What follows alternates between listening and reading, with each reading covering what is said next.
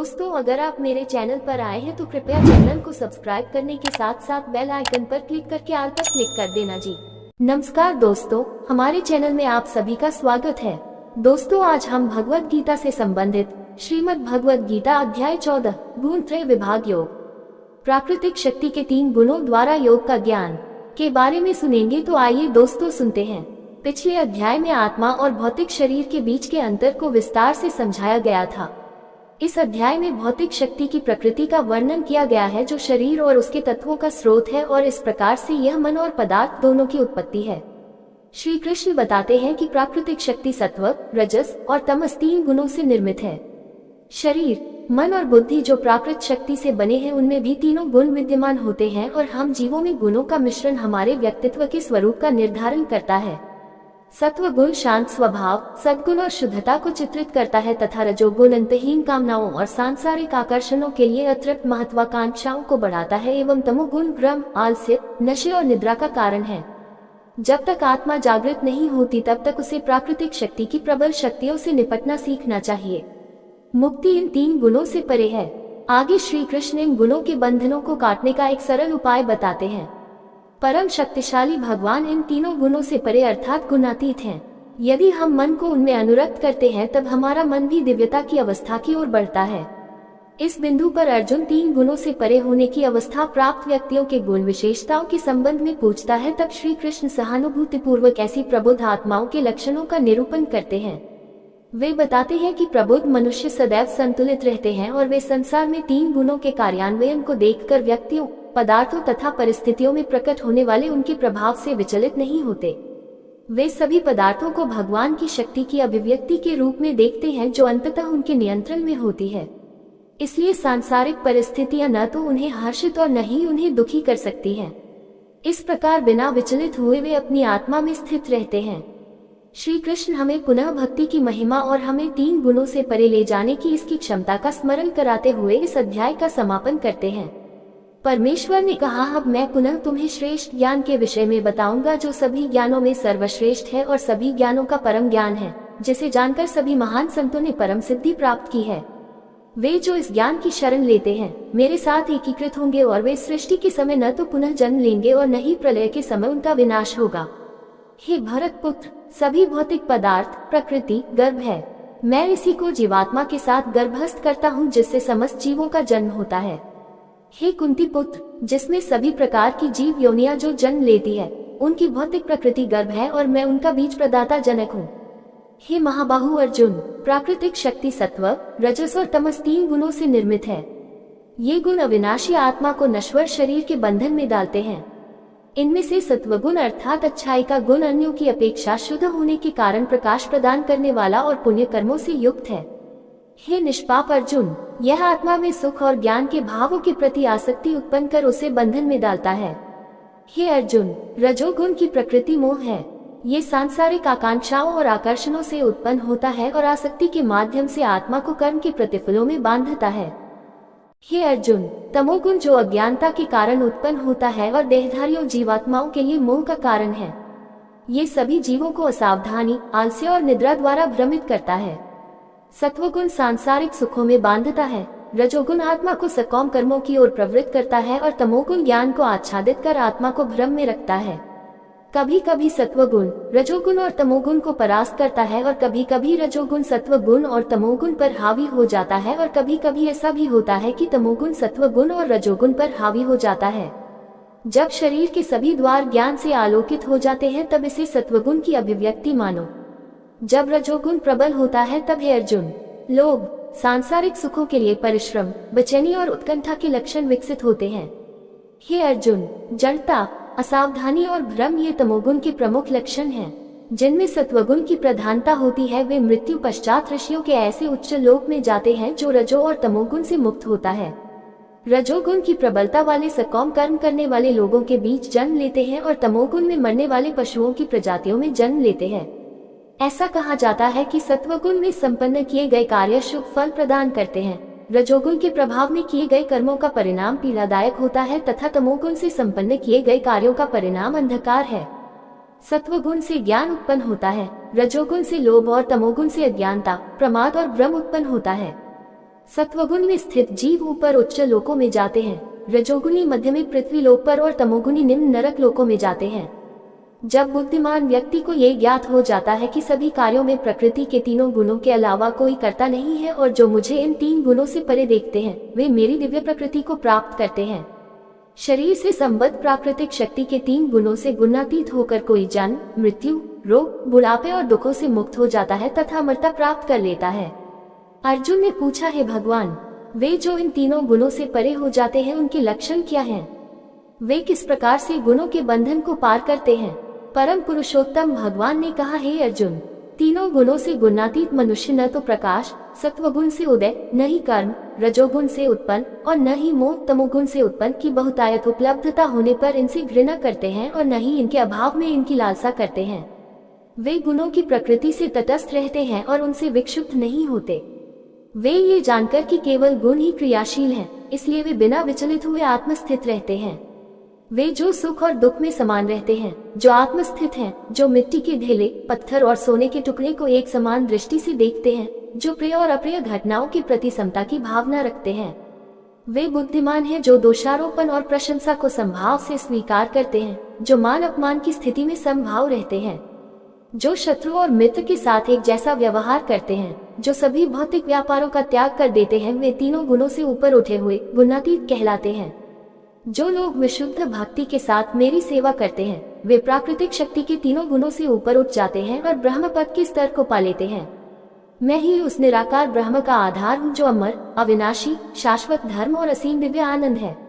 उम्मीद करते हैं दोस्तों आपको ये भगवत गीता से संबंधित श्रीमद् भगवत गीता अध्याय 13 क्षेत्र क्षेत्रज्ञ विभाग योग द्वारा क्षेत्र और क्षेत्र की ज्ञाता के विभेद को जानना के विचार सुनने में अच्छे लगे होंगे जी। दोस्तों आपको ये विचार सुनने में अच्छे लगे हैं तो कृपया करके चैनल को सब्सक्राइब जरूर करें। नमस्कार दोस्तों, हमारे चैनल में आप सभी का स्वागत है। दोस्तों आज हम भगवत गीता से संबंधित श्रीमद् भगवत गीता अध्याय 15 पुरुषोत्तम योग सर्वोच्च दिव्य स्वरूप योग के बारे में सुनेंगे। तो आइए दोस्तों सुनते हैं। पिछले अध्याय में श्री कृष्ण ने स्पष्ट किया था कि प्राकृत शक्ति के 3 गुणों से गुणातीत होकर ही कोई अपने दिव्य लक्ष्य को प्राप्त कर सकता है। उन्होंने ये भी प्रकट किया था कि इन गुणों से परे जाने का सबसे उत्तम उपाय भगवान की अनन्य भक्ति में तल्लीन होना है। ऐसी भक्ति में तल्लीन होने के लिए हमें मन को संसार से विरक्त कर उसे केवल भगवान में अनुरक्त करना होगा। इसलिए संसार की प्रकृति को समझना अति आवश्यक है। इस अध्याय में श्री कृष्ण अर्जुन की संसार के प्रति विरक्ति विकसित करने में उसकी सहायतार्थ उसे भौतिक संसार की प्रकृति को प्रतीकात्मक शैली में समझाते हैं। वे भौतिक संसार की तुलना ऊपर से नीचे अश्वत्थ बरगद के वृक्ष से करते हैं। देहधारी आत्मा इस वृक्ष की उत्पत्ति के स्रोत और यह कब से अस्तित्व में है और कैसे बढ़ रहा है को समझे बिना एक जन्म से दूसरे जन्म में इस वृक्ष की शाखाओं के ऊपर नीचे घूमती रहती है। इस वृक्ष की जड़ें ऊपर की ओर होती है क्योंकि इसका स्रोत भगवान में है। वेदों में वर्णित सकौम कर्मफल इसके पत्तों के समान है। इस वृक्ष को प्राकृत शक्ति के तीनों गुणों से सींचा जाता है। ये गुण इंद्रिय विषयों को जन्म देते हैं जो कि वृक्ष की ऊपर लगी कोम्पलों के समान है। कोम्पलों से वायवीय जड़ें फूटकर प्रसारित होती हैं जिससे वृक्ष और अधिक विकसित होता है। इस अध्याय में इस प्रतीकात्मकता को विस्तृत रूप से वर्णित किया गया है जिससे कि यह ज्ञात हो सके कि कैसे देहधारी आत्मा इस वृक्ष के भौतिक अस्तित्व की प्रकृति की अज्ञानता के कारण निरंतर संसार के बंधनों में फंसी रहकर भौतिक जगत के कष्ट सहन कर रही है। इसलिए श्री कृष्ण समझाते हैं कि विरक्ति की कुल्हाड़ी से इस वृक्ष को काट डालना चाहिए। तब फिर हमें वृक्ष के आधार की खोज करनी चाहिए जो कि स्वयं परमेश्वर हैं। परम स्रोत भगवान को खोजकर हमें इस अध्याय में वर्णित पद्धति के अनुसार उनकी शरणागति ग्रहण करनी होगी और तभी हम भगवान के दिव्य लोक को पा सकेंगे जहां से हम पुनः इस लौकिक संसार में नहीं लौटेंगे। श्री कृष्ण आगे वर्णन करते हैं कि उनका अभिन्न अंश होने के कारण इस संसार में जीवात्माएं किस प्रकार से दिव्य हैं, किंतु माया शक्ति के बंधन के कारण वे मन सहित 6 इंद्रियों के साथ संघर्ष करती रहती हैं। वे स्पष्ट करते हैं कि यद्यपि आत्मा दिव्य है किंतु फिर भी वह किस प्रकार से इंद्रिय विषयों के भोग का आनंद लेती है। श्री कृष्ण ये भी बताते हैं कि मृत्यु होने पर आत्मा अपने वर्तमान जीवन के मन और सूक्ष्म इंद्रियों सहित किस प्रकार से नए शरीर में देहांतरण करती है। अज्ञानी न तो शरीर में आत्मा की उपस्थिति को अनुभव करते हैं और न ही मृत्यु होने पर उन्हें आत्मा के देह को त्यागने का आभास होता है, किंतु योगी ज्ञान चक्षुओं और मन की शुद्धता के साथ इसका अनुभव करते हैं। इसी प्रकार से भगवान भी अपनी सृष्टि में व्याप्त है, लेकिन ज्ञान चक्षुओं से ही उनकी उपस्थिति को अनुभव किया जा सकता है। यहाँ श्री कृष्ण प्रकट करते हैं कि संसार में भगवान के अस्तित्व को और उनकी अनंत महिमा को, जो सर्वत्र प्रकाशित है, कैसे जान सकते हैं। इस अध्याय का समापन क्षर, अक्षर, पुरुषोत्तम शब्दों की व्याख्या के साथ होता है। क्षर भौतिक जगत की नश्वर वस्तुएं हैं। अक्षर भगवान के लोक में निवास करने वाली मुक्त आत्माएं हैं। पुरुषोत्तम का अर्थ दिव्य सर्वोच्च व्यक्तित्व है, जो संसार का नियामक और निर्वाहक है। वह विनाशकारी और अविनाशी पदार्थों से परे है। हमें अपना सर्वस्व उस पर न्यौछावर करते हुए उसकी आराधना करनी चाहिए। पुरुषोत्तम भगवान ने कहा है, ऐसा कहा गया है कि शाश्वत अश्वत्थ वृक्ष की जड़ें ऊपर की ओर तथा इसकी शाखाएं नीचे की ओर होती हैं। इसके पत्ते वैदिक स्रोत हैं और जो इस वृक्ष के रहस्य को जान लेता है उसे वेदों का ज्ञाता कहते हैं। इस वृक्ष की शाखाएं ऊपर तथा नीचे की ओर फैलती हैं और इंद्रिय विषयों के साथ कोमल कोम्पलों के समान तीनों गुणों द्वारा पोषित होती हैं। वृक्ष की जड़ें नीचे की ओर भी लटकी होती हैं, जिसके कारण मानव जन्म में कर्मों का प्रवाह होता है। इसके नीचे की ओर की जड़ों की शाखाएं संसार में मानव जाति के कर्मों का कारण है। इस संसार में इस वृक्ष के वास्तविक स्वरूप का बोध नहीं हो सकता और न ही इसके आदि, अंत और निरंतर अस्तित्व को जाना जा सकता है। अतः इस गहन जड़ों वाले अश्वत्थ वृक्ष को विरक्ति रूपी सशक्त शस्त्र से काट देना चाहिए, तभी कोई इसके आधार को जान सकता है, जो कि परम प्रभु है, जिनसे ब्रह्मांड की गतिविधियों का अनादिकाल से प्रवाह हुआ है और उनकी शरण ग्रहण करने पर फिर कोई इस संसार में लौटकर नहीं आता।